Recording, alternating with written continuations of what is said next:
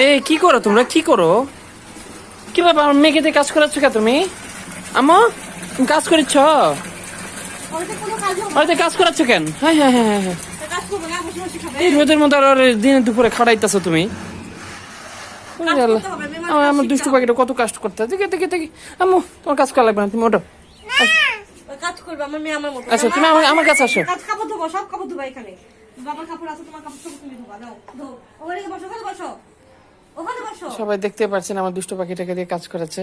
আমার সোনা মাটা, আমার কষ্ট হয়, আমার আমার কলিজার টুকরা এটা আমার সোনা পাখি। বাবা কাজ শিখতে হবে না? আর কাজ শিখ, শ্বশুর বাড়ি কেমনি কাজ শিখবে না? শ্বশুর বাড়ি গিয়ে এখন তুমি কাজ শিখতে হবে একটু একটু। আম্মা তুমি কাজ করছ কেন? বলে মাকে সাহায্য করবো আমি। সব মতো যদি একটু সাহায্য করতে পারো তো, ছোট বাচ্চা আমি কাজ করতে আসি। চুপ করো আম্মা, তোমার কাজ করা লাগবে না। হাই আল্লাহ, শ্যাম্পু দিতে আছে এর মধ্যে। এই রাইসা